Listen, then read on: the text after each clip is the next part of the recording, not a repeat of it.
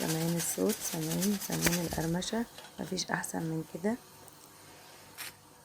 شايفين؟ بتقرمش وهشة من جوه وجميلة بجد، تحفة. نسمي الله ونصلي على رسول الله عليه افضل الصلاة والسلام. جبنا ما يعادل من 5 كوبايات كده برغل. طبعا نضفناه كويس وغسلناه كويس جدا جدا لما تخلصنا من اي حاجة فيه. وبعد كده نزلت عليه بما يعادل من 3 كوبايات وربع كده مية. هننقعه بقى شوية كده بالمية المغلية طبعا. هنسيبه يتنقع شوية في المية لحد ما نحضر الحشو بتاعنا اللي هنحشي بيه الكوبيبة ان شاء الله. جربوها هتبقى حلوة قوي وسهلة. بس في حاجة، البرغل لما بيتغسل بياخد مية اقل من الطبيعي. يعني البرغل التاني العادي اللي هو الاكياس ما بياخدش مية كتير لان بيبقى نضيف، فما بنضطرش ان احنا نحطه تحت مية جارية كتير فبيبوش معانا. فاحرصوا على الخطوة دي ان انتم ما تحطوش مية كتير للبرغل المغسول يا جماعة. هنا حطيت طبعا معلقة سمنة، هعصج اللحمة بقى عادي، طبعا كلنا عارفين تعصيج اللحمة كويس. معلقة سمنة كده. نزلت طبعا باللحمة الأول شوحتها شوية، وبعد طبعا ما شوحتها نزلت عليها بكمية بصل كده كويسة، يعني قد 5 بصلات مبشورين. يعني المية اللي أنا حطيت الأول اللحمة تنزل ميتها، وبعد كده نزلت عليها بالبصل زي ما انتوا شايفين. طبعا كلكم عارفين اللحمة بتتعصج ازاي، بس في ناس بتحط البصل الأول تشوحه وبعد كده تحط اللحمة. أنا بحب أحط اللحمة الأول وبعدين أحط البصل، ونشوح بقى كده البصل معاها شوية. وبعد كده احط بقى بهارات بتاعتي، طبعا 7 بهارات: فلفل اسود، حبة كمون، حبة كزبرة ناشفة. اللي حابة تحطيه حطيه، دي حاجة بتاعتك انتي، بس اساسي طبعا الفلفل الاسود والسبع بهارات في تتبيلة تعصيج اللحمة بس. وفي ناس بتحط طبعا لحشوة الكوبيبة مكسرات زي زبيب او عين جمل او لوز مدقوق، اي حاجة يعني بيحبوها بيحطوها. انا ما بحبش المكسرات، فانا هحشيها بلحمة مفرومة بس.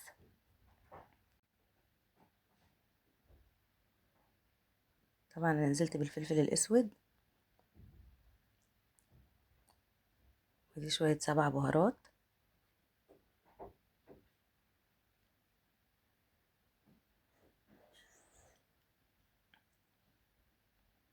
ودي رشة كمون كده صغيرة في حلتي الجميلة الصغنونة دي.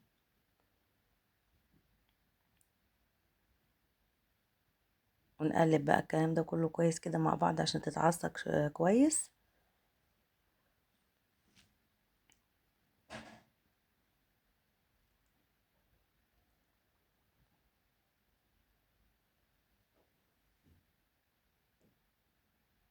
جربوها دي يا جماعة في رمضان، طبعا الكوبيبة بتبقى حلوة قوي على سفرة رمضان. ولو مشيتي على الخطوات صح هتظبط معاكي وهتنجح، مش هتبقى صعبة ولا اي حاجة. طبعا حطينا الملح، ظبطي بقى ملحك العادي وبس على كده.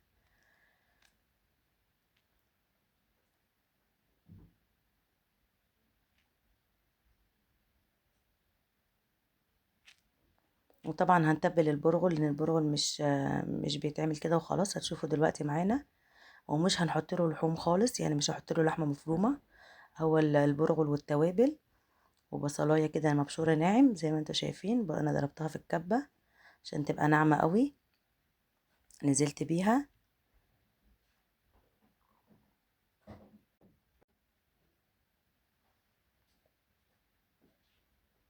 لازم تكون البصله ناعمه قوي.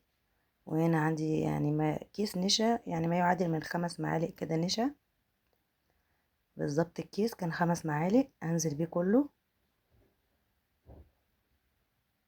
النشا هي اللي بتخليها طبعا تقرمش معانا زي ما سمعتوا كده في اول الفيديو.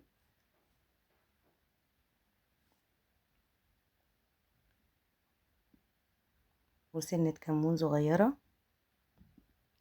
مش عايزة تحطي كمون في البرغل براحتك، بس انا حطيت حبة صغيرين. والملح، اظبطي برضو ملحك. وكمان هننزل برضو ب7 بهارات، دي نص معلقة فلفل اسود.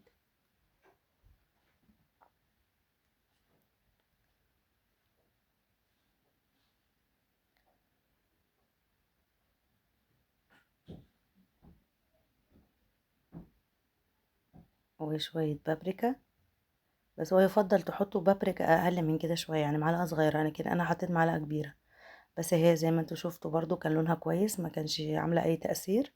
ودي بقى معلقه السبع بهارات، معلقه كبيره سبع بهارات، والبابريكا خلوها نص معلقه صغيره احسن. وهنا بقى هنزل كده بثلاث معالق دقيق عشان الم بيها العجينه او البرغل بتاعي.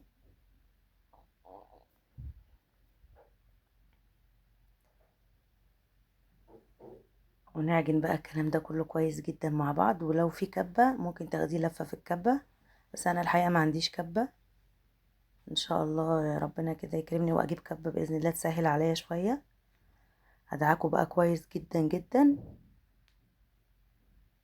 مع بعض لغاية ما اكون كده عجينة زي عجينة الكفتة مثلا، اللي هي كفتة الرز، بيكون نفس الشبه بتاعها في السمك بتاعها. تفضلي تدعكيها كويس لغاية ما تديك الشكل اللي هو زي ما قلتلك كده شبه عجينة الكفتة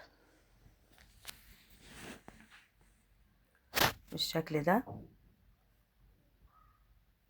طبعا انا ما بعرفش البس جوانتي وانا بعمل حاجة، فمعلش عذرا، يعني انا ايدي فيها كمان اصابات من المطبخ، يعني ايدي كلها لسعات، دايما بتلسع كل ما اجي اعمل حاجة لازم اتلسع بالذات من الفرن. فمعلش يا جماعة على شكل ايدي، طبعا ايد ناس شقيانين، أنا مش مرتاحين، يعني ايد ناس شقيانين. والشقة ده يعني الواحد بيفتخر بيه، ربنا يديم علينا نعمة الصحة يا رب، ويجعلنا من الشقيانين دايما يا رب.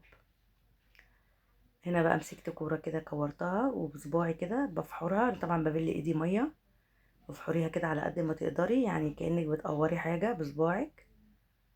وسعي قوي قوي كده مكان للحمة المفرومة عشان تحشيها حشوة كويسة زي ما انتوا شايفين كده. ونحط بقى اللحمة ونشكل بقى، بلي ايدك كده مية علشان تساعد معاكي على التشكيل وما تلزقش في ايدينا، فبنبل كده ايدينا مية ونشكل زي ما انتوا شايفين كده.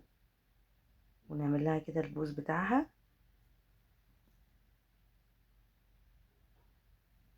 بالشكل ده. شفتوا مفيش اسهل من كده. انا شفت كمان ان هم عاملين مكان للكوبيبة، زي آلة بلاستيك كده بتتقفلي عليها من ناحية وتحطي اللحمة المفرومة بقى كده تضغطي من ناحية تانية. عجبني بصراحة الفكرة، شكلها حلو قوي. فممكن دي تبقى سهلة برضو عليكم، لو تقدروا تشتروها تبقى اسهل طبعا عليكم. اهو زي ما انتوا شايفين كده برضو بنفس الطريقة وسعناها كويس. ونحط برضو اللحمة ونفس الطريقة برضو،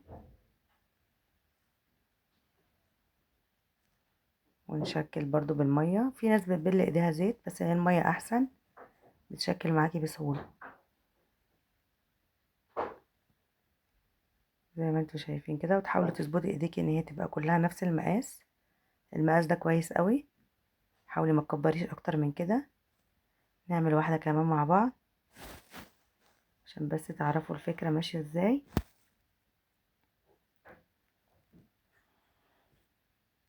اه نفس الحكاية برضو، حسيتها صغيرة جبت حتة كده تاني عشان نظبط ايدينا ان كلها تبقى مقاس واحد.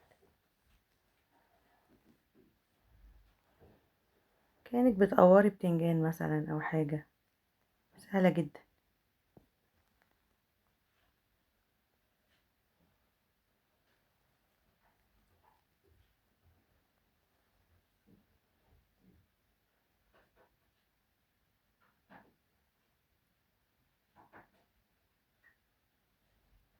الشكل ده.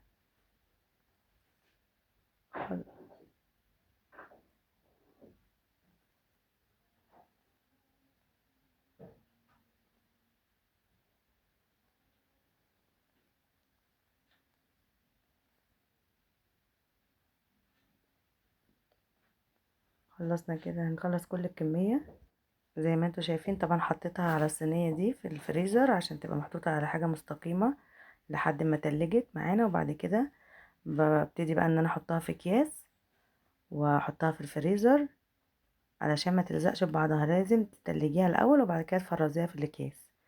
لانك لو حطيتيها على بعضها هتجمد منك في بعض ومش هتعرفي تطلعيها من بعضها. او بس كده جربيها على سفرة رمضان، بتبقى حلوة قوي قوي، بتبقى تحفة بصراحة. كل رمضان وانتم جميعا طيبين.